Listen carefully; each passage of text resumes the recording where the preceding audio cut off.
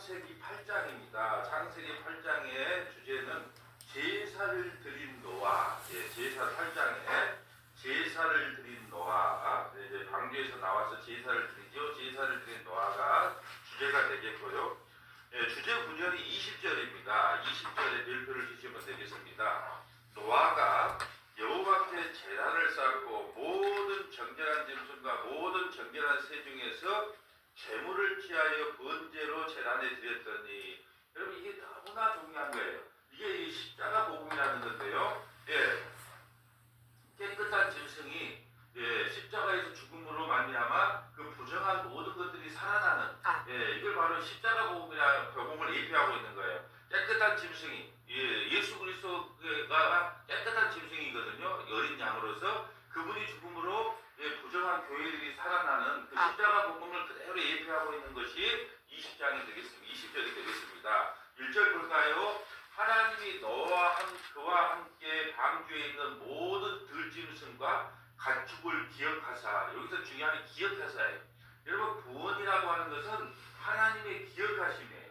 하나님이 저와 여러분을 기억해서 얻은 때가 되니까 예수님을 주와 그리스도로 믿게 했다라는 거예요. 이게 하나님이 기억하사, 이게 우리의 구원이 되는 거예요. 하나님이 기억하사, 하나님이 바람을 땅 위에 불게 하심에 물이 줄어들었고, 하나님이 바람을 불어서 땅 위에 불게 하심으로 물이 줄어들었다. 옆에다가 우리가 시편 107편 23절부터 32절, 시편 107편 23절부터 32절까지 한번 보고 갈까요? 시편 107편 23절입니다.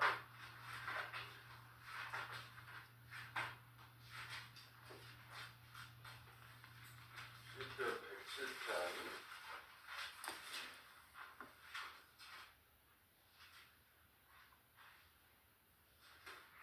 23절 봅니다. 배들을 바다에 띄우며 큰 물에서 일하는 자는 여호와께서 행하신 일들과 그의 기이한 일들을 깊은 바다에서 보이나니, 여호와께서 명령하신 즉 광풍이 일어나 바다 물결을 일으키시는도다. 하나님께서 명령하시니까 홍수가 일어나고, 하나님이 명령하시니까 바람을 불어서 이렇게 모든 그 물들이 다 무트로 말라가는 거죠. 그래서 하나님께서 이게 다 행하신다. 천지만물 하나님께서 주관하신다는 내용입니다. 여호와께서 명령하신 즉 광풍이 일어나 바다 물결을 일으키시는도다. 그들이 하늘로 솟구쳤다가 깊은 곳으로 내려가나니 그 위험 때문에 그들의 영혼이 녹는도다. 그들이 이리저리 부르며 취한 자같이 비틀거리니 그들의 모든 지각이 혼돈 속에 빠지는도다. 홍수를 그대로 지금 예표하고 있는데, 하늘에서 윗물과 아랫물이 섞여버리니까 사람들이 혼비백산하는 거예요. 발을 벌렁 구르면서 비틀거리면서 혼돈에 빠져버렸다라는 거죠. 120년 동안 아무리 노아가 회개하고 예수님 믿으라고 해도 한마디도 안 하더만, 이제 윗물과 아랫물이 터져버리고 방주가 닫히니까 이 비틀거리고 지각이 혼돈에 빠져버립니다. 이에 그들의 고통 때문에 여호와께 부르짖음에 그가 그들의 고통에서 그들을 인도하여 내시고 광풍을 고요하게 하사 물결도 잔잔하게 하시는도다. 그들이 평온함으로 말미암아 기뻐하는 중에 여호와께서 그들이 바라는 항구로 인도하시는도다. 오늘 보면 아라라산으로 그 방주를 인도하셨다라는 거예요. 여호와의 인자하심과 인생에서 행하신 기적으로 말미암아 그를 찬송하리로다. 여러분 우리가 이 인생 살아가는 게 다 기적이에요. 기적. 하루하루 숨쉬고 살아간다는 것 자체가 그냥 기적이에요. 그래서 요즘에 이제 이런 생각이 들어요. 우리가 늘 말씀드리지만 예수님은 만유거든요. 만물 중에 으뜸이에요. 그걸 만유라고 하는데, 예수를 믿는다는 것은 만유가 우리 안에 임재하게 계시는 거예요. 그러니까 여러분 한 번만 조금만 생각을 바꿔가지고 내 안에 만유 계신 예수님이 계시면 이 세상에서 좀 아프거나 좀 사업이 안 됐거나 자식이 속을 좀 썩였거나 교회에 문제가 있어도 그런 것이 크게 보이지가 않더라고요. 왜요? 내 안에 만유 계시면 그분으로 족하다 이런 생각을 해버리니까 이제 사소한 이런 것들 교회에 문제가 있든 가정에 문제가 있든 또 삶에 문제가 있든 건강에 문제가 있든 그런 거에서부터 이제는 좀 자유로워지는 거예요. 왜요? 내 안에 만유가 계시니까 그까짓 좀 세상에서 좀 실패하고 좀 못되게 살면 어떤 이런 마음이 들었더라고. 그러니까 여러분이 자꾸 낙심이 찾아올 때마다 예수님, 그 마음이 되신 예수님이 내 안에 계시는 것 자체가 기적이다. 그러니까 좀 이 세상에 좀 있고 없고 막 뭐 조그만 일들 가지고 이리 하지 말자. 여러분 이 마음을 참 가지면은 이 우리 인생 사는 데도 엄청 편할 것 같아요. 그래서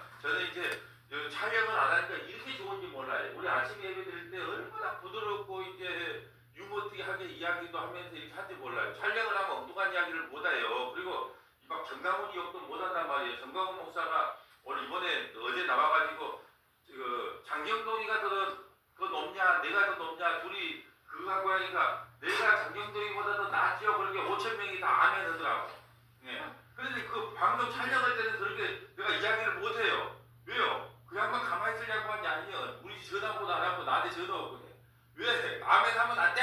또 이렇게 한 말이에요. 근데 아멘이라고 하는 것은 하나님이 하시는 것이 다 맞습니다. 할 때 우리가 네라고 답한 게 아멘이란 말이에요. 근데 내가 장경민보다 높죠? 그러면 아멘, 그 5천 명이 다 아멘 한다는 것은 큰일 날 소리거든요. 근데 거기가 분위기가 딱 띄워가지고 내가 예수님보다 조금 더 낫죠? 그러면 다 아멘 할 판이에요, 지금.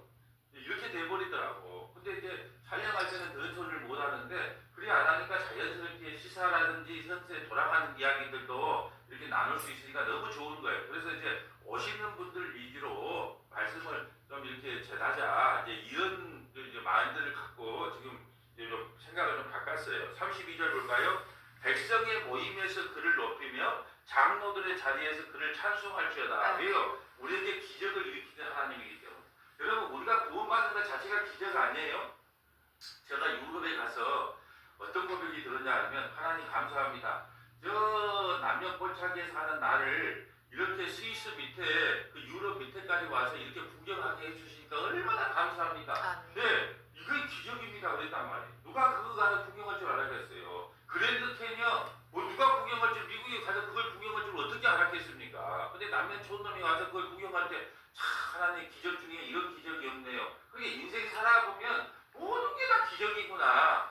그러면 그 못난이 남편 만난 것도 기적이고 못난이 아내 만난 것도 기적이에요. 또 다 인생 지나고 나면 다 그건 기적이다. 하나님께서 베풀어 주신 모든 것이 기적이기 때문에 그분을 영원토록 찬양한다. 오늘 본문식으로 한번 볼까요? 노아가요.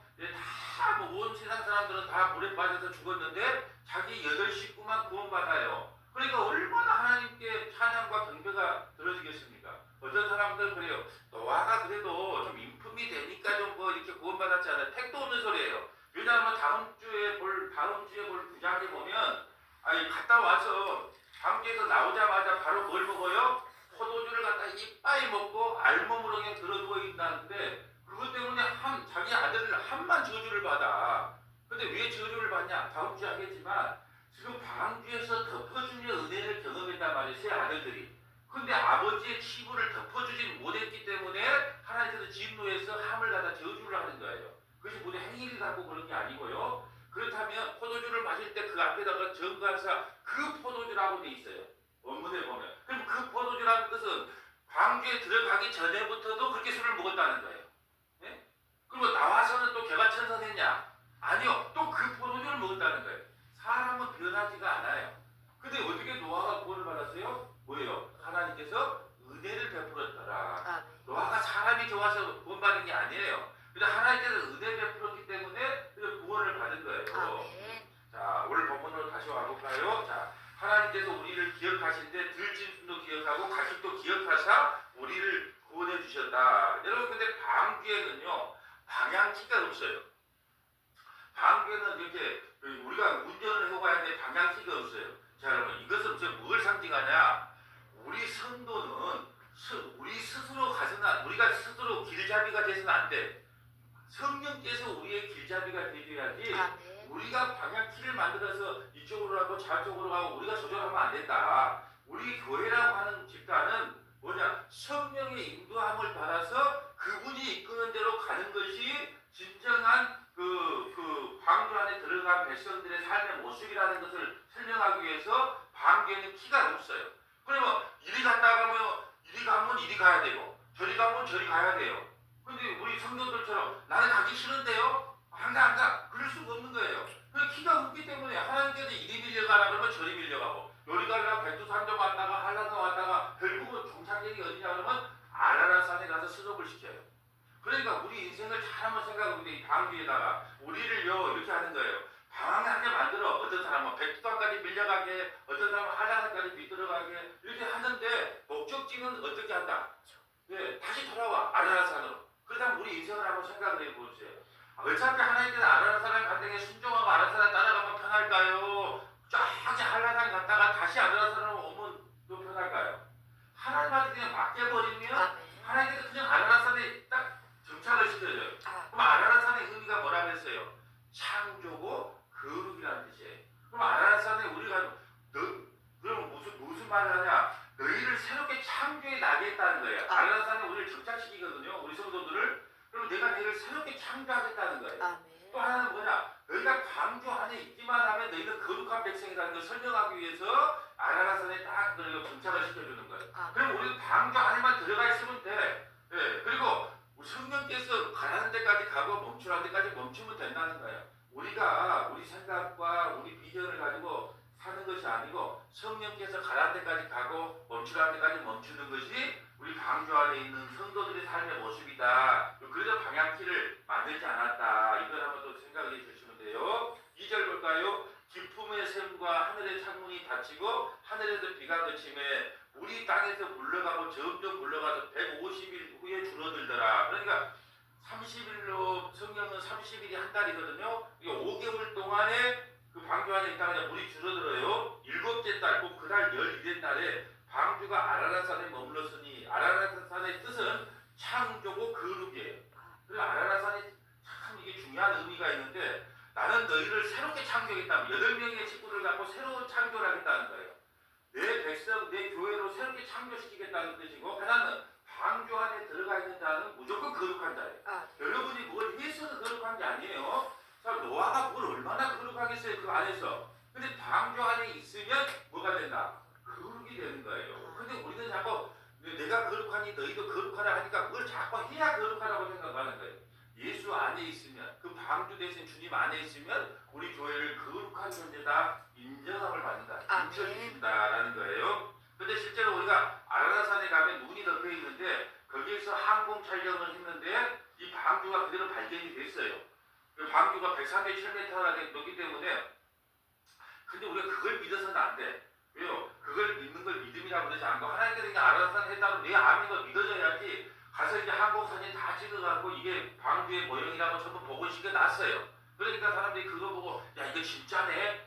그렇게 그걸 보고 믿는 건 아니에요. 그렇지만 실제로 하도 이 세상에 믿음이 없으니까 하나님께서 지금 얼마가 지났습니까? 근데 그 시대에 아직까지 눈 덮인 곳에 그걸 보존시켜 놓았단 말이죠. 이 사실의 성경이 거짓말하는 것이 아니고 있는 그대로를 기록해 놨다라는 거예요.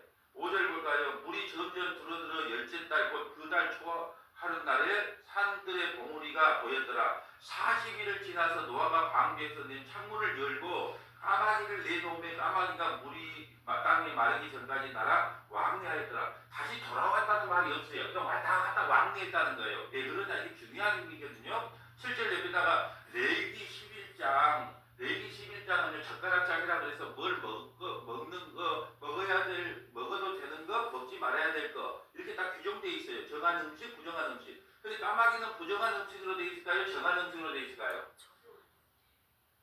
다시 한번 기회를 줄게요. 정한 음식일까요? 부정한 음식일까요? 네, 부정한. 우리 까마귀들이 좀 이게 까마귀 그러자 부정한 음식에 속한단 말이죠. 그러니까 뭐냐? 노아가 조금 이따 비둘기하고 틀려요. 비둘기는 정한 음식이에요. 그러니까 뭐냐면 까마귀가 내보내니까 노아 앞으로 돌아오지 않고 그것은 맴돌아 왔다 갔다. 이거는 우리에게 중요한 메시지를 주는데 여러분 정한 짐승이 아니고 정결한 짐승이 아니고 부정한 짐승은 세상에 빠져 사는 걸 이야기해요. 다시 주님께로 돌아오지 않아요. 한번 세상에 빠지면 다시 주님 앞으로 돌아오지 않는 걸 상징한단 말이죠. 그게 까마귀예요. 그러니까 노아에게 돌아왔더라가 없어요. 그냥 한번 나가가지고 언제 사냥으로 빽빽 세상을 잡아놓는 것이 뭐다? 까마귀다. 왜요? 까마귀는 무슨 짐승에 속하니까? 부정한 짐승이에요. 여러분 레위기 11장에 보면 우리가 이제 보면은 어떤 것이 정한 짐승이고 어떤 것이 부정한 짐승이냐면 하늘로 높이 뛰는 것은 다 정한 짐승이에요. 메뚜기 이런 건 먹어도 되는 거예요. 왜? 하늘로 뛰어오르는 거. 예. 또 그 대세김질하는 거. 대세김질하는 상징하는 양, 소 이것은 하나님의 말씀을 늘 묵상하고 산다는 걸 상징하는 거예요. 예. 근데 돼지는 맛있는데 되새김질을 안 해. 이게 부정한 짐승이에요. 예. 이걸 상징하는 거예요. 그리고 또 그 민물 같은 민물고기, 뭐 이제 장어 이런 것은 부정한 짐승이 왜요? 땅을 갖다가 자꾸 땅을 헤치고 들어가거든요. 예. 근데 지드러미가 있는 것은요, 땅이 아니고 위를 헤쳐요. 지드러미 있는 것은 정한 것. 그 전체적인 내용이 살펴보면 땅의 뜻을 추구하고 사는 것은 다 부정하다. 그리고 하늘을 자꾸 뛰려고 자꾸 고개를 들어가 하나님 나라를 자꾸 사모하는 것은 정한 짐승이다. 이렇게 생각하시면 돼요. 까마귀는 무슨 짐승? 안 돌아와. 세상으로 빠지면. 그게 부정한 짐승. 8절 볼까요? 그가 또 비둘기를 내놓아 치면서 물이 줄어드는지를 알고자 하여. 자, 비둘기는 정한 짐승이단 말이에요. 그래서 제물로 드리잖아요. 가난한 사람들은 비둘기. 예수님은 하나님 앞에 뭘 드렸을까요? 비둘기 드렸어요. 왜 그랬을까요? 가난했으니까. 또 부자는 양을 드렸겠죠. 자, 보세요. 자, 온 지면에 물이 있으므로 비둘기가 발붙이고는 찾지 못하고 방주로 돌아와. 이게 중요한 거예요. 방주로 돌아와. 그에게 오는지라. 이게 뭐야? 우리가 세상을 무시하고 살 수는 없지만 세상에 갔다가도 항상 마음은요, 누구에게로? 방주 안으로 자꾸 들어오려고 하는 마음이 있는 사람. 그러니까 까마귀하고 비둘기의 차이점이 그거예요. 까마귀는 그냥 밖에 나가서 맴돌아, 세상을 맴돌아. 그런데 비둘기는요, 방주 안으로 돌아와. 예, 이게 아주 중요한 의미를 갖고 있단 말이에요. 여러분, 우리가 어떻게 세상 살면서 돈 싫어하고 어떻게 우리가 먹고 사는 문제를 어떻게 무시하겠습니까? 다 마찬가지예요. 세상 사람이 우리가 똑같이 먹고 살기 위해서는 발버둥 치고 살아가지요. 근데 성도하고 세상 사람들하고 차이점이 뭘까요? 항상 말씀을 사모하고 예배를 사모하고 기도를 사모하는 자리에 우리가 돌아오려고 하는 습성이 있단 말이죠. 이게 차이점이에요. 여러분, 까마귀도 하늘을 날아요. 비둘기도 하늘을 날아요. 차이점이 뭐냐? 다 먹고 살라니까 날아서 먹이를 찾아야 되잖아요. 근데 까마귀는 세상이 되면 죽이게 살아. 그래서 죽은 시체가 어디냐 하고 늘 돌아다닌단 말이죠. 그런데 비둘기는 우리는요, 세상에 나가서 먹고 살다가도 오늘 주일이야, 오늘 수요일이야, 오늘 금요일이야. 그래서 늘 말씀을 사모해서 다시 돌아오려고 하는 습관들을 갖고 있다는 거죠.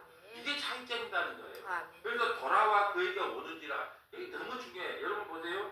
1절에 기억하사, 9절에 돌아와 그에게 오는지라. 이런 단어들이 그냥 적어진 게 아니에요.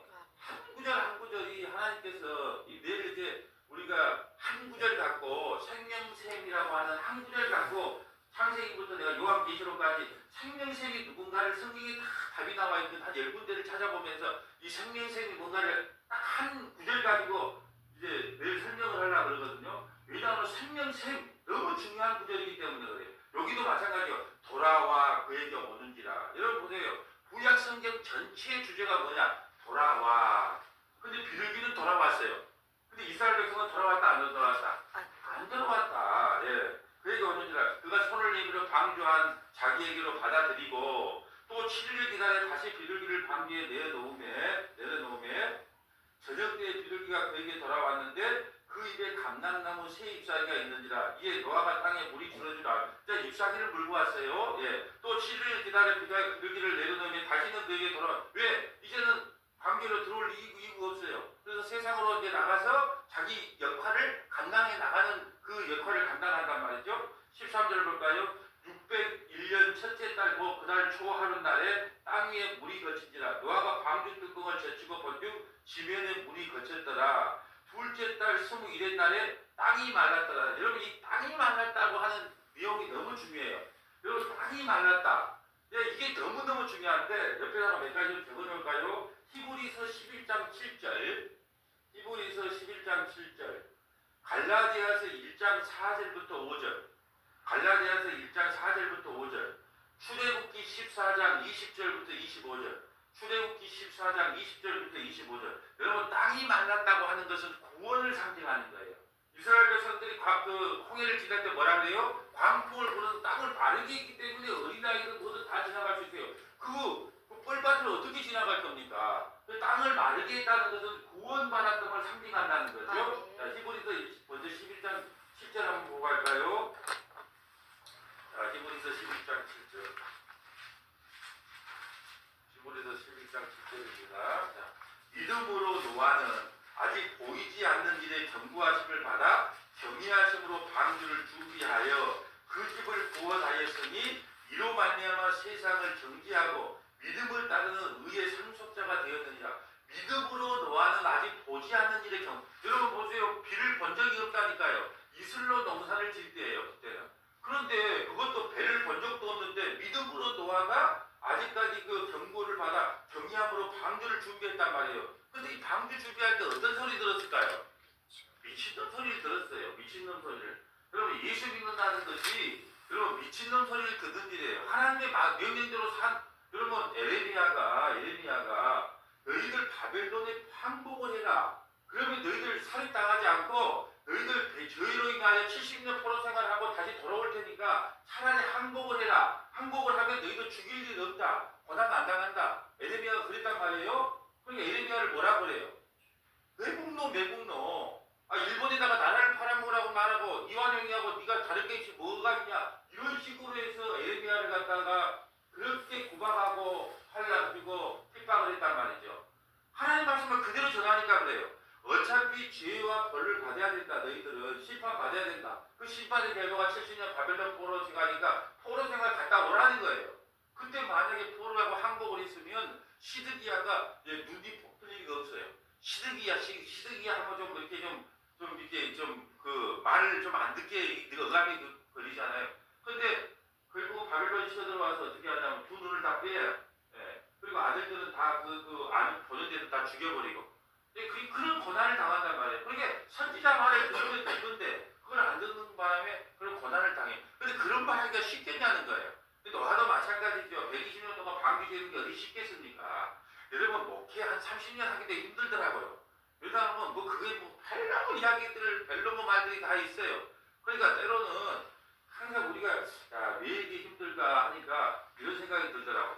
우리가 너무 칭찬받으려고 했구나. 그리고 또 하나는 너무 인정받으려고 하는 그 욕구가 있어요.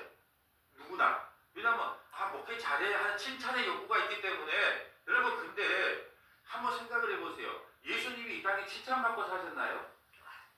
아니 예수님이 칭찬받고 산 적이 없어. 여러분 우리가 아무리 세상에서 핍박을 받고 환난을 받아도 예수님보다 핍박을 더 받고 사는 사람 아무도 없어요.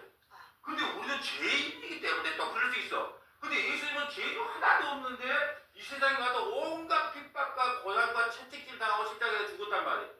그러니까 사실은 억울하냐? 이런 생각이 들 때마다 예수님보다 내가 뭐 억울하겠니? 이런 마음이 사실은 요즘 또 들어와요. 왜 그러냐면 나 같은 죄인은 당연히 좀 욕도 먹고 좀 핍박도 당하는 게 당연해. 왜요? 그런데도 내가 예수님보다 핍박받았냔 말이에요. 아무리 내가 핍박을 받고 고난을 받고 환난을 받아도. 근데 예수님은 죄도 없는데 나 때문에 그렇게 핍박을 받았는데 나는 내 죄 때문에 내 욕심 때문에 핍박을 좀 받고 환난을 좀 받고 못된 행동 때문에 좀 어려움을 당하고 그건 당연한 거 아니냐. 이게 받아지더라고요. 이것만 생각하세요. 우리에게 아무리 큰 어려움이 와도 예수님이 받았던 그 고난에 우리는 세 발의 피 받고 따라가도 못해요. 그러니까는 나 때문에 피 흘려주시고 고난받은 그 예수님을 생각하면 그런 거 아무것도 아니라는 생각이 들어요. 그리고 여러분 보면 또 부탁드린 것은 너무 칭찬받으려고 하지 마세요. 칭찬받으라고. 몇 대면 5대5 정도만 해라. 그리고 제가 이제 이렇게 생각이 들더라고요. 항상 우리는요 믿음의 분량대로 신앙생활 하시면 돼. 믿음의 중직자들한테 내가 아침에도 다시 이야기를 하는데 믿음의 분량대로 하시면 됩니다. 근데 직분이 높다고 믿음의 분량이 커지는 게 아니에요. 네. 장로님이라고 믿음의 분량이 큰 거 아니고 집사님이라고 믿음의 분량이 적은 거 아니에요. 믿음의 분량만큼 헌신하고 믿음의 분량만큼 봉사하고 믿음의 분량만큼만 하면 돼요. 왜요? 믿음은 하나님의 선물이기 때문에. 그러면 믿음의 분량이 내가 얼마나 되는데 어떻게 하는데 목사님 반드시 질문이 와요. 그럼 뭐냐? 자 예를 하나 드릴게요. 이 핫도그를 사갖고 왔는데 기쁜 마음으로 사갖고 왔으면 믿음의 분량이에요. 네? 근데 핫도그가 아니고 치킨을 치킨을 사갖고 왔는데 올 때 뭐라면 와 내가 너무 돈 쓴 거 아니요? 나 부담되는데? 그건 믿음의 분량이 아니야. 그건 하면 안 돼. 그게 무슨 말이냐? 모든 사람들이 믿음의 분량만큼만 헌신하고 믿음의 분량만큼만 봉사하면 교회에 분란이나 환란이 안 나타나요. 근데 믿음의 분량이 안 되는데 우리 딸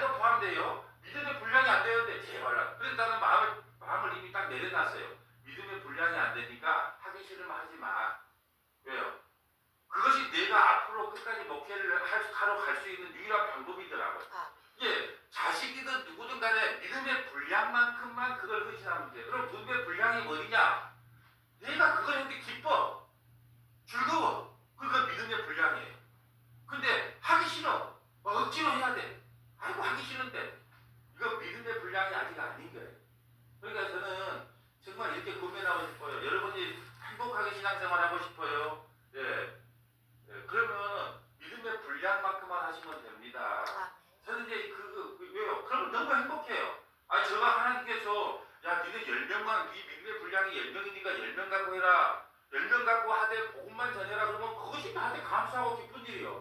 근데 조금만 욕심 부려갖고 한 50명 채워줘봐.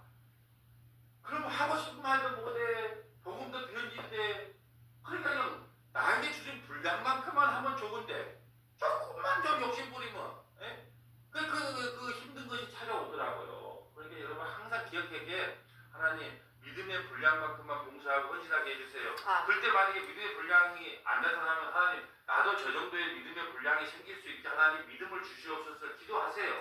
그래도 그것이 찝찝하고 힘들고 고통스러우면 여러분의 신앙생활을 위해서 그냥 내려놓으셔도 된다. 이게 진정한 우리가 농론을 하기 위한 길이다. 저는 이제 그렇게 이제 하나님 앞에 기도하고 나니까 그렇게 행복해. 얼마나 행복한지 몰라. 왜요? 막 자식이라도 어떻게 손잡고 어떻게 끝까지 가보려고 예를 썼는데, 아니 하나님께서 반죽을 좀 하면 어떠고, 아니면 반죽이 크고 좀 하면 어때? PPT 좀 안 하면 어때? 근데 어떻게 그냥 끊고 가려고 이제 허리도 아프고 다리도 아프고 온몸이 이제 몸살이다. 그래서 하나님 이제는 믿음의 분량만큼만 다 봉사하고 헌신하게끔 하나님 그렇게 하게 해주세요. 요즘 내가 그렇게 기도하고 있어요. 그래야 교회가 문제 안 생기고 분란이 안 생긴다. 자, 떡을 하나 예를 들까요? 떡을 딱 했어. 그러면 떡을 했어. 나 정신만 하지 떡을 하고 막 기뻐. 성도들이 먹으니까. 그 믿음의 분량이. 근데 떡을 해갖고 왔는데 너무 비싸게 갖고 왔네. 시험이 들어. 그럼 뭘까요? 믿음의 분량이 아닌 거예요. 그걸 해야 된다, 안 해야 된다? 안 해야 되는 거예요. 왜요? 나중에 하나님께서 믿음의 분량을 줄 때 그때 하시면 된다라는 거예요. 예. 그게 가장 이상적인 신앙생활이에요. 자, 오늘 본문으로 다시 와볼까요? 오늘 본문으로 다시 와봅니다. 자, 또 갈라디아서 1장 4절 볼까요? 갈라디아서 1장 4절. 갈라디아서 1장 4절. 자, 갈라디아서 1장 4절. 자, 갈라디아 1장 4절 봅니다. 1장 4절 5절이에요. 자, 방주에서 마른 땅에서 나왔다는 데서 우리의 구원을 상징한다. 그리스도께서 하나님 곧 우리 아버지의 뜻을 따라 이 악한 세대에서 우리를 건지시려고, 이게 마른 땅에서 나온 거예요. 악한 세대에서 우리를 건지죠. 그러니까 우리는 다 물에 빠져서요 허브적 건질 수밖에 없는데 마른 땅으로 만들었단 말이에요. 마른 땅으로. 이게 악한 세대에서 우리를 건지시고 우리 죄를 대속하기 위하여 자기 몸을 주셨느니라. 이게 마른 땅으로 나오는 거예요.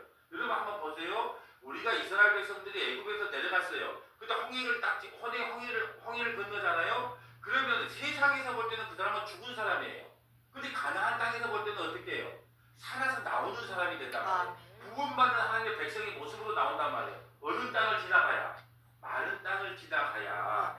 예, 그래서 이 마른 땅이 너무너무 성경에 중요한 의미를 갖고 있어요. 왜 그러냐? 이 마른 땅이라고 하는 것은 구원을 상징한단 말이에요. 광기에서 나왔는데 땅이 말랐더라 하는 것은 구원시키는 그 하나님의 백성들을 상징하는 거예요. 영광이 그에게 세세되어 있을지어다. 아멘. 그 다음에 출애굽기 14장 20절. 출애굽기 14장 20절. 출애굽기 14장 20절.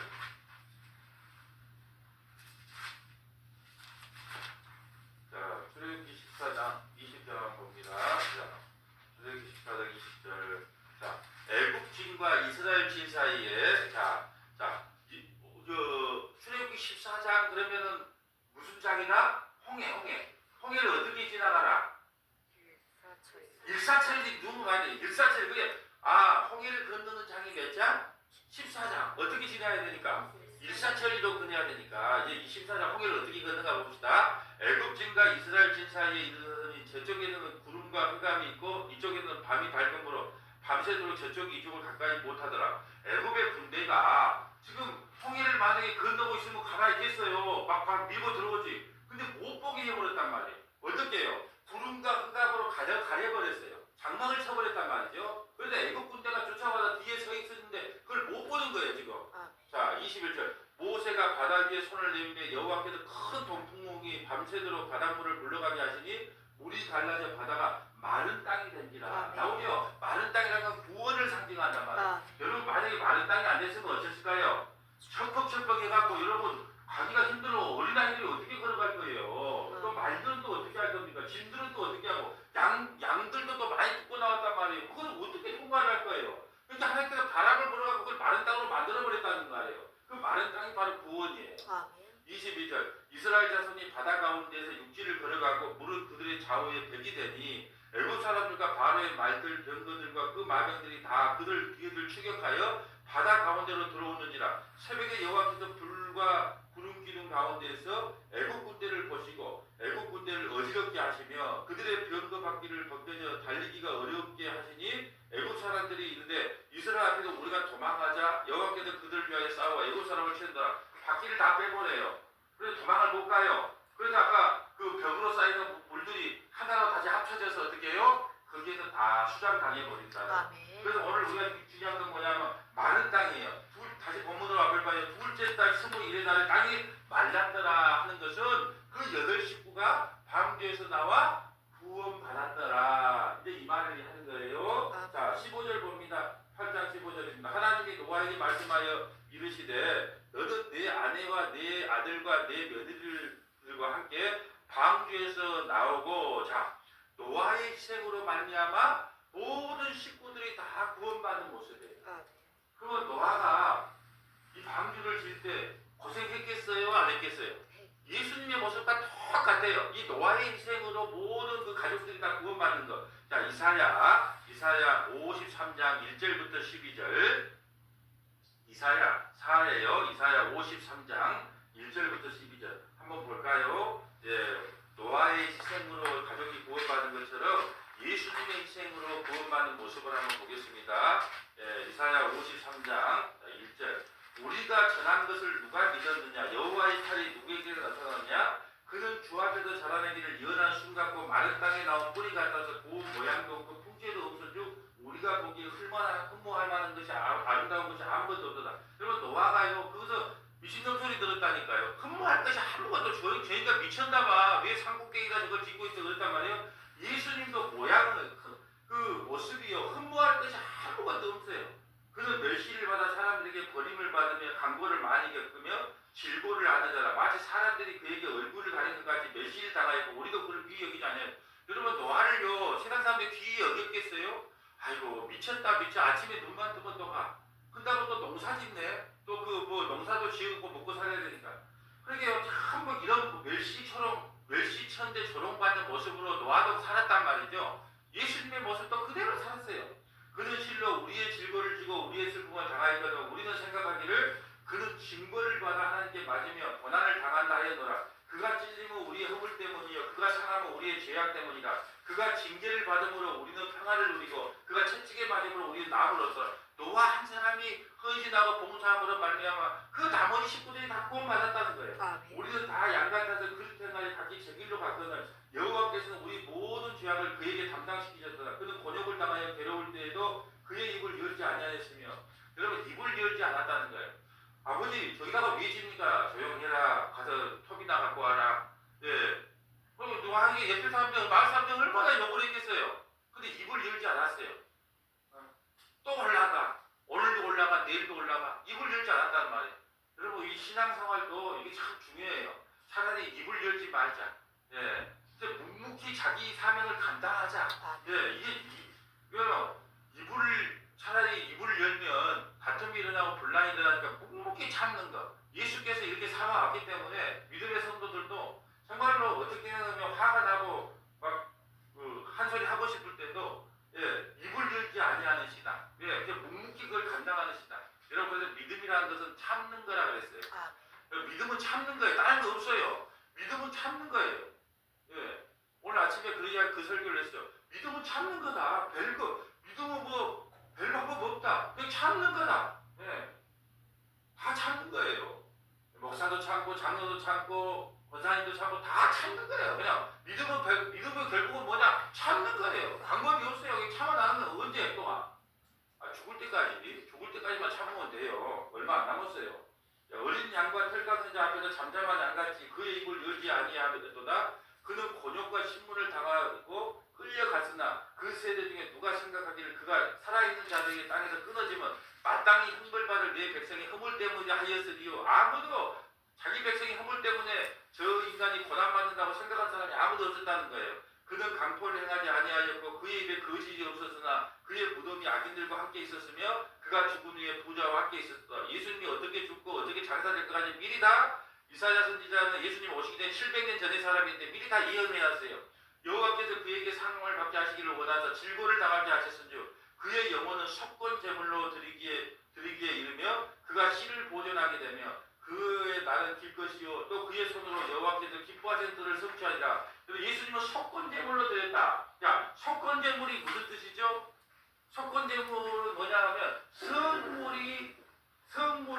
성물에 대해서 죄를 지었을 때요.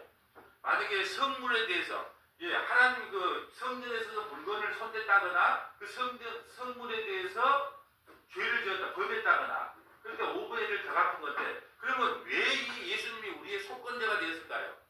우리가요 서머나교회 성도들이요 예수님의 성물이에요. 하나님의 성물이에요 우리가. 근데 우리 하나님의 성물들이 하나님의 뜻대로 쓰임을 받았어요? 내 마음대로 살았어요? 그러니까 우리는 하나님 거거든요. 하나님의 소유물이란 말이에요. 근데 하나님의 뜻대로 사는 게 아니라 우상숭배하면서 우리 마음대로 살았단 말이에요. 그러니까 예수님이 성물에 대해서 죄값을 갚아야 돼. 그러니까 우리가 성물이라는 거예요.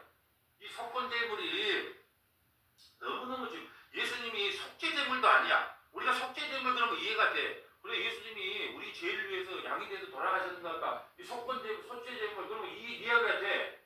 그런데 속건제물이란 말이에요. 속건제물은 성물에 대하여 죄를 지은 거거든요. 성전에 있는 물건에 대해서 죄를 지은 거란 말이에요. 그러면 우리는 성전 안에 있는 물건들이에요. 우리가 성령이잖아요. 성전에 우리가 그게 성물이 되는 거예요. 근데 성물들이 어떻게 해요? 지가 마음대로 살아. 그러니까 누군가가 이 성물에 대한 죄값을 대신 갚아야 된단 말이에요. 우리가 성물이라는 것이 은혜 안 받아요? 내가 성물이었구나. 근데 성물에 대한 죄를 지었어요. 내가 내한테 늘 성물로서 올바르게 살아가는 것이 아니고 세상에 취해 살아갔단 말이죠. 그러니까 나는 성물에 대해서 하나님의 물건에 대해서 나는 죄를 지은 사람이에요. 그럼 누군가가 그거에 대한 가발을 치러줘야 돼. 누가 치러줬어? 속건제물로. 예수님이 우리 성물, 우리가 죄를 지은 성물값으로 대신 십자가에서 죽을 것을 이야기해요. 죽으신 것을 이야기해요. 이사야 53장 11절에요. 그가 자기 영혼에 수고한 것을 보고 만족하게 여기고 우리 자기가 십자가에서 죽음으로 말미암아 우리가 구원받는 것을 만족하게 여겼다는 거예요. 나의 의로운 종이 자기 지식으로 많은 사람을 의롭게 하며 또 그들의 죄악을 친히 담당하리로다. 그러므로 내가 그에게 존귀한 자와 함께 복을 받게 하며 강한 자와 함께 탈취한 것을 나누게 하리니 이는 그가 자기 영혼을 버려 사망에 이르게 하며 범죄자 중에 하나로 헤아림을 받았느니라. 그러나 그가 많은 사람의 죄를 담당하며 범죄자를 위하여 기도하였느니라. 아멘. 범죄자가 누구예요? 우리를 위해서 하나님 우편에서 기도할 것까지 미리 다.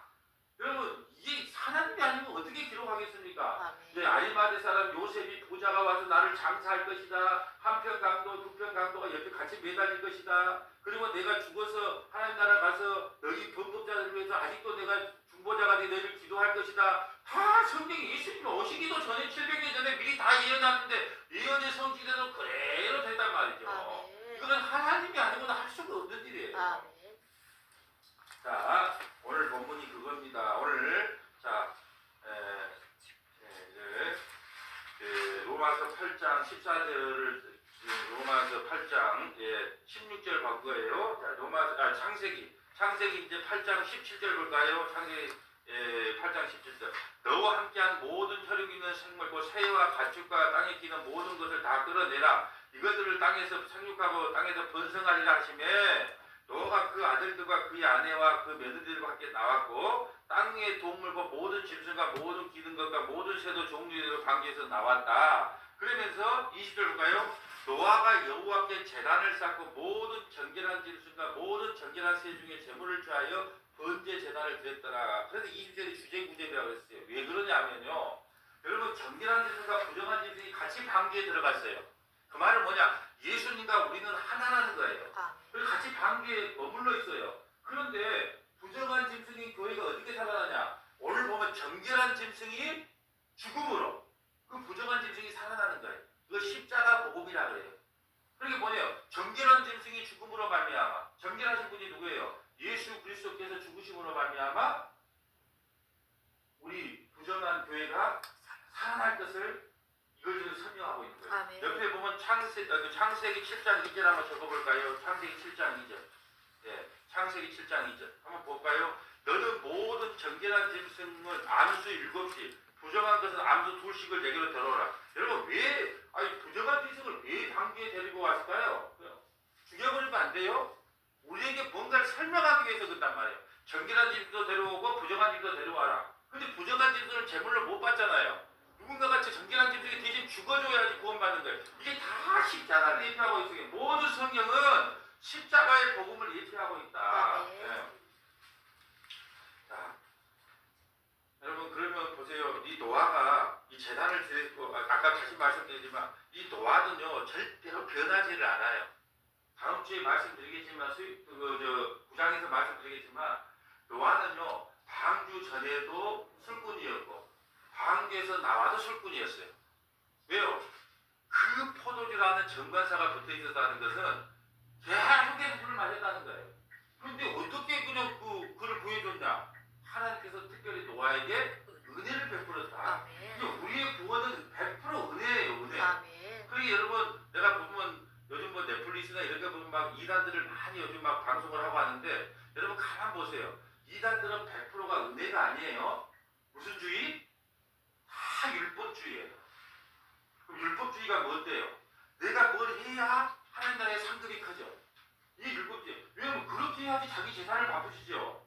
자기 재산을 다 바쳐야 하나님 나라에 뭐가 쌓이니까? 상급이 더 높은 자리에 올라가고 더 좋은 집에 들어가고 더 큰 상급을 받으니까. 그러니까 내 행위를 따라서 내가 높은 자리도 가고 낮은 자리로 간다 이렇게 말하니까 그 율법주의를 전하기 때문에 교회가 아니죠. 그 사입이나 이단 집단들이 성장을 하는 거예요. 그러니까 전도하면 하나님께서 하나님의 상급이 쌓인다. 그러니까 계속 어떤 방법이든 간에 어떤 뭐 모략을 쓰든 뭐든 간에 전도만 해라. 이렇게 나가잖아요. 그러니까 여러분 100% 이단, 그러니까 이단을 주고 상가교회가 없는 거예요. 왜 상가교회가 없을까요? 바쳐야 되니까. 바치면 높은 자리 간다는 것이 기본 상식이니까 많이 바친단 말이에요. 그러니까 상가교회가 없어요. 전 재산을 바치면 어떻게 돼요? 간부급으로 올라간단 말이에요. 등급을 매겨가지고. 여러분 좀 이상하지 않아요? 신앙생활에 등급을 매긴다는 게 좀 이상하지 않습니까? 근데 그걸 지금, 얼마 헌금 3억 한 사람은 그 등급이 있어. 간부 몇 등급. 또, 이게 성경도 시험을 보내? 몇 점이라고 받아야 돼? 90점 이상 받아야 돼. 90점 이상 받아야 돼. 여러분, 시험 봐가고 천국 들어가는 그런 것이 믿어진다는 것 자체가 이상하지 않아요? 그러니까, 은혜를 이야기하면, 모든 게 연약해요. 우습게 보인단 말이에요. 왜요? 은혜인데 뭐. 그런데 진짜 은혜를 알아버리면 정말로 얼마나 강한 신앙이 가질지 몰라요. 왜 그럴까요? 은혜는요 하나님께서 베풀어 주신 거기 때문에 그 어떤 율법주의보다도 더 강력한 힘을 갖고 있어요. 왜요? 이게 모든 것이 하나님의 은혜예요. 그것만 깨달게 되면 정말로 누가 뭘 했네 안 했네 이걸 상급이 크네 적네 그런 거에 일일비를 하지 않아요. 왜요? 내가 이 자리에 있는 것도 은혜. 내가 지금 예배 드리는 것 자체도 은혜. 내가 성경 공부하는 것 자체도 은혜.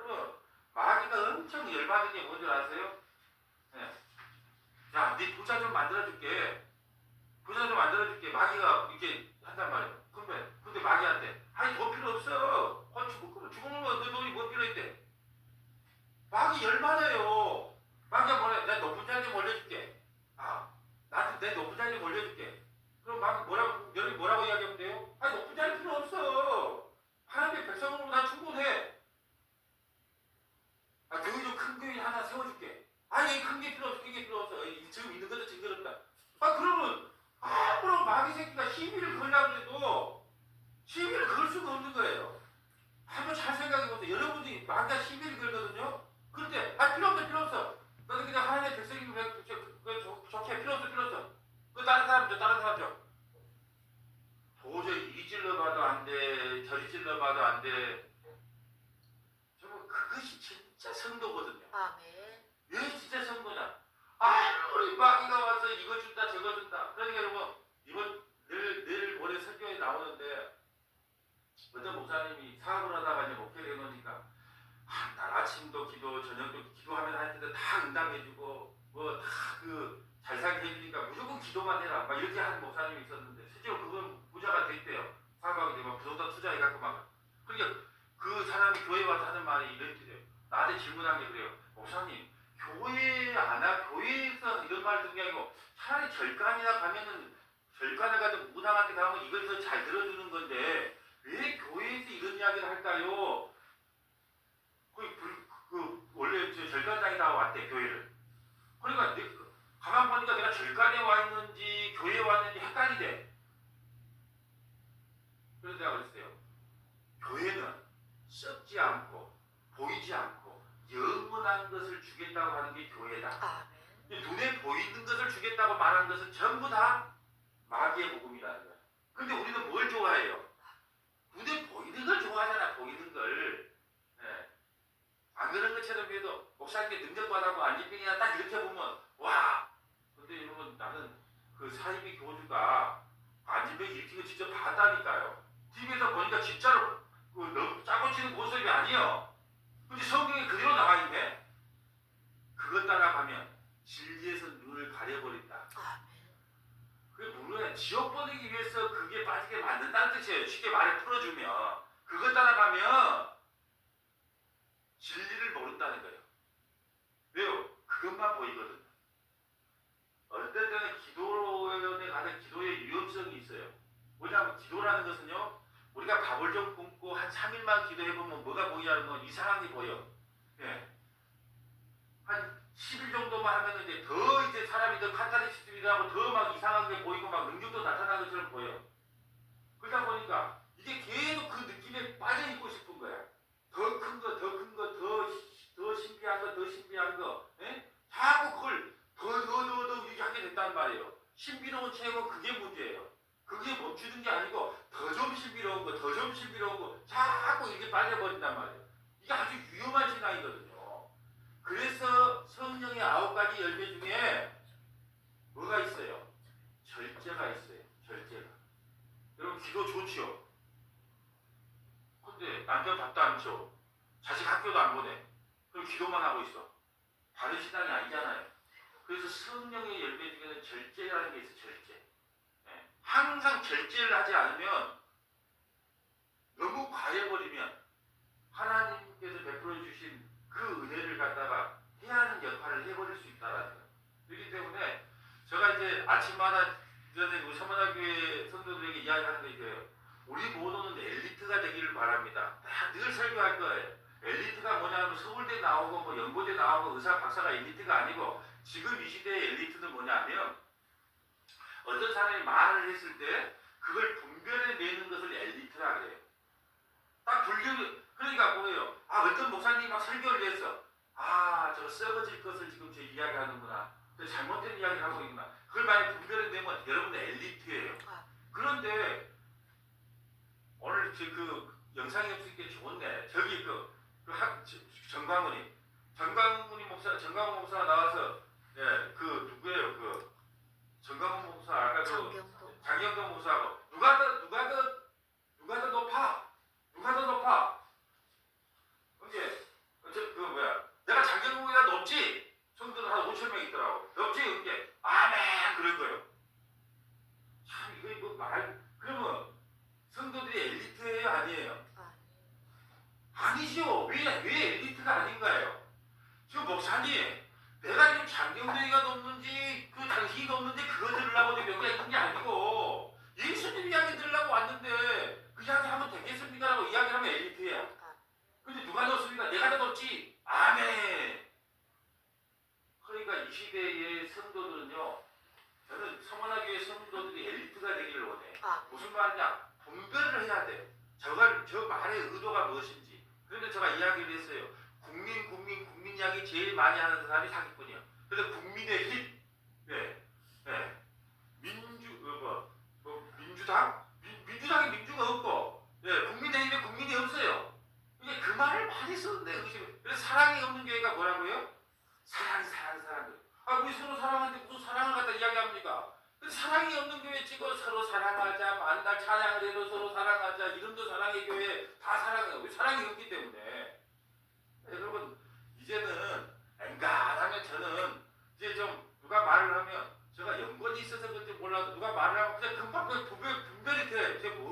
이야기를 하는 건가? 이 분별을 해야지.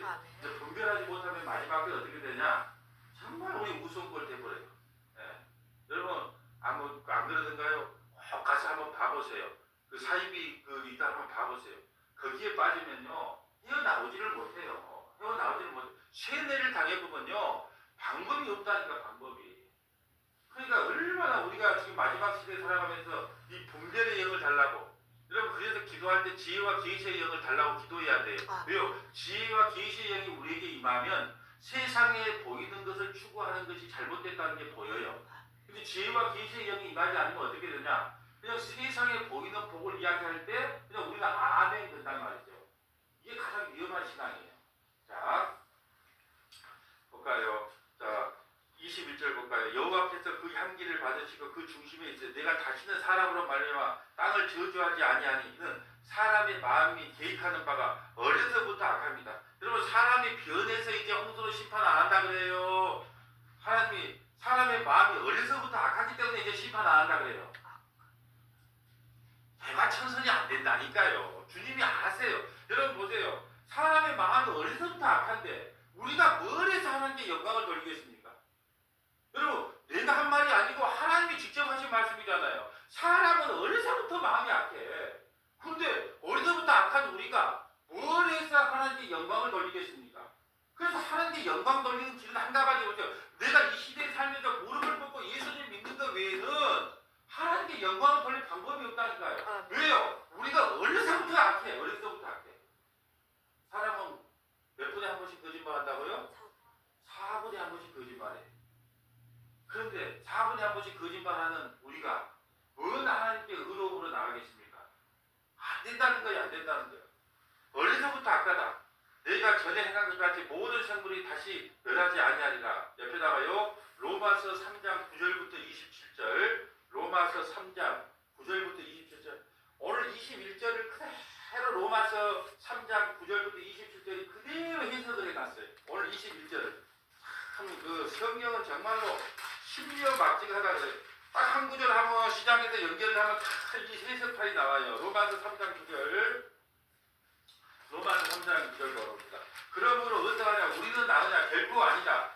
유대인이나 헬라인이나 다 죄 아래 있다고 우리가 이미 선언해.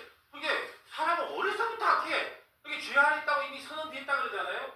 의인은 어느냐 하나도 없다. 어려서부터 악해. 깨닫는 자도 없고 하나님을 찾는 자도 없고 다 치우쳐 함께 무익하게 되고 선을 행하는 자도 없나니 하나도 없어. 왜요? 어려서부터 악하니까. 근데 또 그들의 목구멍은 열린 문어, 입만 열면 열린 문어. 그 혀는 4분에 한 번 속임을 밀쌓고 그 입술에 독사의 독이 있고 그 입에는 저주와 악독이 가득하고 그 발에 피 흘리는데 빠르고 파멸과 고생이 그 길에 있고 평강의 길을 알지 못하였고 그들의 눈앞에 하나님을 두려워함이 없느니라 한가 같으니라. 그럼 우리가 어떻게 구원받아야 됩니까? 여기서 끝나면 안 된단 말이죠. 그래서 어떻게 하냐? 예. 자, 21절. 이제는 율법 외에 하나님의 한 의가 나타났으니 율법과 선지자들에게 증언을 받은 것이다. 곧 예수 그리스도를 믿음으로 말미암아 모든 믿는 자에게 미치는 하나님의 의는 차별이 없느니라. 모든 사람이 죄를 범하였으니 하나님의 영광에 이르지 못하였니 그리스도 예수 안에 있는 속량으로 말미암아 하나님의 은혜로 값없이 의로 따짐을 얻은 자 되었느니라. 우리는 어려서부터 악해.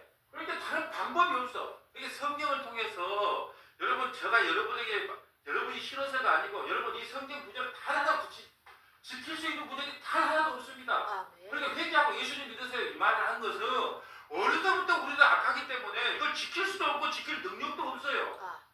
근데 그럼 어떻게 하라고요? 회개하고 예수 믿어라. 그거 외에는 다른 길이 없다. 그래야만 이제 하나님의 은혜로 감옥에 우리가 의롭다함을 얻는다. 27절. 그런지 자랑할 데가 어디 있냐? 있을 수 없느니라. 무슨 법이라도 행위로도 아니다. 오직 믿음의 법이다. 자랑할 것이 없어요. 자랑할 것이. 근데 뭘 했네 안 했네. 예? 그거를 자랑한단 말이에요. 또 어떤 분은 또 그러니까 한복을 입고 나왔을 때 이런 말 하더라고. 성경은 권성징악을 이야기하는데 예. 어떻게 보면 권성징악 같아. 왜? 신명기 28장 보면 이렇게 하면 복을 받고 이렇게 하면 저주를 받는다고 딱 권성징악을 이야기하는 것 같아. 아니에요.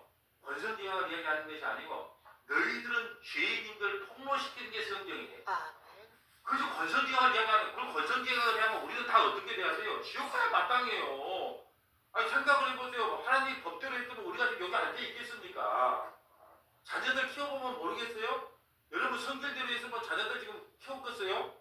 몇 번 죽여도 몇 번을 죽였지? 근데 법대로 못 하는 거예요. 그 자녀들을 키울 때 하나님은 우리 법대로 못 하는 말이에요. 오늘 그 말이에요. 21절이 로마서 3장 9절부터 20절 그대로 연결이 되어 있습니다. 땅에 있는 동안에는 심과 거둠과 추위과 더위와 여름과 겨울과 낮과 밤이 쉬지 않는다. 그러므로 성도들에게 요구하는 건 뭐냐면 끝으로 정말 신앙을 가지라는 거예요. 베드로후서 3장 3절부터 15절. 자, 이제 창세기 9장을 8장을 통해서 우리가 마지막에 깨달아야 되는 것은 정말 신앙을 가져야 된다는 거예요. 베드로후서 3장 3절부터 15절. 베드로 3장 3절부터 15절. 한번 찾아볼까요? 베드로후서 3장 3절부터 15절. 잘 보세요. 자, 먼저 이것을 알지니 말세에 조롱하는 자들이 와서 자기의 정욕을 따라 행하여 조롱하여 이르되 주께서 강림하신다는 약속이 어디 있느냐? 조상들이 장으로부터 만물이 처음 창조될 때까지 그냥 있다 하니. 여러분, 노아가 120년 동안 방주 지면서 친구들에게요, 곧 홍수 나니까 예수 믿고야, 방주 안에 들어와라, 방주 지어놓으면 들어와라, 엄청 했는데 조롱을 한단 말이에요. 아이고 무슨 헛소리냐. 그러면서 이래요. 야, 지금 주님이 강림한다고 한 지가 언제인데 2000년이 지났는데 아직 오지도 않았는데 무슨 소리를 하냐. 그렇게 조롱했다는 거예요. 5절. 이는 하늘이 예적부터 있는 것 같이 땅이 물에서 나와 물로 성립된 것도 하나님의 말씀이 된 것을 그들이 일부러 이르려 함이라. 여러분, 일부러 잊어버리려 한다는 거예요. 우리가 여러분 죽음 이야기하면은 죽음 이야기하면 좋아해요, 싫어해요? 입 밖에도 내지 말라는 거예요. 일부러 잊어버리게 하는 거예요. 죽음이라는 걸 까맣게 까먹게 한다. 그런데 여러분, 어떤 사람이 제일 현명하다고요? 아침에 딱 눈 뜨면 내가 언젠간 죽는다. 딱 그걸 먼저 딱 더내기고 하루를 시작해. 내가 언젠가 죽는다. 그 오늘이 될지 내일 될지 모르겠는데 나는 언젠가 죽는다. 이게 가장 현명한 사람이에요. 그런데 일부러 잊어버려. 일부러 누가 잊어버리게 할까요? 마귀가 잊어버리게 하는 거예요. 그래서 여러분, 우리가 눈만 뜨면 하나님, 왜 변질되지 않는 신앙의 첫 번째가 그거더라고. 언제 죽을지 모르니까. 우리는 언젠가 죽는다. 오늘이 될지 내일 될지 모른다. 그 눈 뜨면서 그 고백을 하면요, 어떤 신앙이든지 변질이 될 수가 없는 거예요. 그런데 이거 영원히 살 줄 알아. 6절. 이로 말미암아 그때 세상이 불이 덮침으로 멸망하였을 때 이제 하늘과 땅은 그 동일한 말씀으로 못살기 위하여 보호하신 바 되어 정결하지 아니한 사람들의 심판과 멸망의 날까지 보존해 두신 것이니라. 사랑하는 자들아, 주께서는 하루가 10년 같고 1000년이 하루 같다. 지금 2000년 지났으니까 이틀 지난 거예요. 주의 약속은 어떤 이들이 더디다고 생각하는 것 같이 더딘 것이 아니라 오직 주께서 너희를 위하여 오래 참으사 아무도 멸망하지 아니하고 다 회개하기를 이르기를 원하노라. 그래서 이걸 생각할 때마다 눈물이 나요. 두 가지 때문에 눈물이 나는데, 처음에는 무두셀라가 죽으면 시판이 임한다 그래서 무두셀라를 969살까지 최고 오래 살게 해놨단 말이에요. 왜요? 심판을 하고 싶지가 않는 거예요. 또 하나는 방주를 하는데 문을 닫아요. 문을 닫았을 때 8식구만 그 안에 들어가는 그 모습을 보고 하나님이 얼마나 하나님의 마음이 어땠을까. 예, 정말 하나님이 그래, 오래 참으사 아무도 멸망하지 않고 다 회개하기 이기를 원하노라. 그러나 주의 날이 도둑같이 오리니 그날에는 하늘의 큰 소리로 떠나가고 물질이 뜨거운 불로 풀어지고 땅과 그 중에 있는 모든 것이 너는 이제 불로 심판을 하는 거예요. 그러니까 심판은 좀 간단해. 우리가 빨리 죽든지 아니면 불로 우리가 심판받는 걸 보든지. 그래서 내가 볼 때는 우리 가까이 있어봐야 한 20, 30년 살겠어요. 예? 윤지사님 더 살고 날 많이 쳐다보는데 나가 볼 때 제일 빨리 갈 수 있어요. 그렇게 쳐다본다고 소용없고, 하여튼 우리가 곧 온다. 뒤에 곧 와. 그리고 이제 계속 세상에 재미난 일이 없어지지 그런 거 안 느끼세요? 계속 이거에도 별로 재미없고 이거에도 별로 재미없고, 예. 또 그런 걸 계속 하나님이 경험하게 해요. 이 모든 것이 어떻게 풀어질지 너희가 어떠한 사람이 되어야 마땅하냐. 거룩한 행실과 경건함으로써. 거룩한 행실, 아까 거룩함이 어디 안에 있을 때 거룩하라 그랬어요? 아라랏산에 머물렀을 때. 그 아라랏산에 누가 모시고 갔어요? 방주가. 방주 안에 있는 자가 뭐예요? 거룩한 행실을 가진 자고 경건한 게 아니라. 하나님의 날이 임하기를 바라고 간절히 사모하라. 그날에 하늘이 불에 타서 부러지고 물질이 뜨거운 불에 녹아지려니와 우리는 그의 약속대로 의가 있는 곳이 새하늘과 새 땅을 바라보도다. 아멘. 그러므로 사랑하는 자들아 너희가 이것을 바라보나니 주 앞에서 점도 없고 흠도 없이 평강 가운데에서 나타나기를 힘쓰라. 또 우리 주의 오래 참으심이 구원이 될 줄. 예수님이 지금도 2000년 지났다고 지금도 오래 참고 있어요. 오래 참으심이 구원이 될 줄로 여기라. 우리가 사랑하는 형제 바울도 그 받은 지혜대로 너희에게 이같이 썼고 우리의 구원은요 주님의 오래 참으심이다. 오래 참으심. 네, 정말 오래 참으심. 그러니까 이 오래 참으심이 우리의 구원이 된다. 네, 이것을 잊어서는 안 되고요. 자, 오늘 8장을 통해서 우리에게 주신 메시지 네 가지만 한번 살펴보도록 합니다.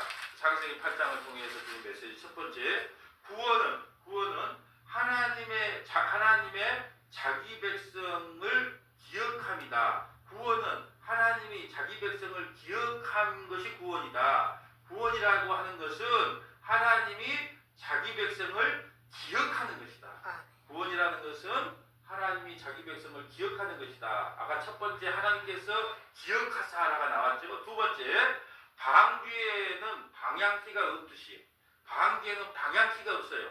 방귀에는 방향키가 없듯이 성도는 성령님의 인도하심으로 살아가는 것이다. 방귀에는 방향키가 없어요. 그러게 가라는 대로 가야 돼요. 방귀에는 방향키가 없듯이 성도는 성령님의 인도함으로 살아가는 자들이다. 성령님의 인도함으로 살아가는 자들이다. 세 번째는 예수께서 정결한 짐승이 되어 부정한 교회가 구원을 받는다. 자, 예수께서 정결한 짐승이 되어 부정한 교회가 구원을 받는다.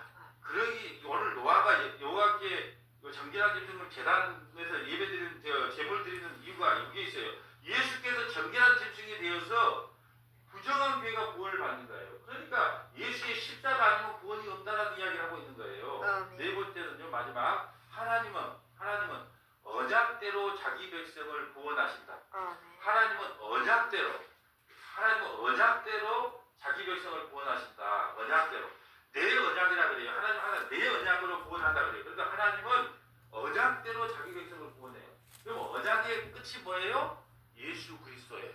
그러니까 하나님은 언약대로 자기 백성을 구원하신다. 이제 창세기 9장 다음 주에는 무지개 언약을 볼 텐데요. 예, 우리가 창세기 이렇게 하나씩 말씀을 묵상하다 보면 성경이 참 신명맞게가는 이유가 뭐냐면, 여러분 우리가 구약을 이렇게 하나 하면 신약으로 이렇게 연결해서 보면 이 답이 다 이쪽에가 나와 있어요.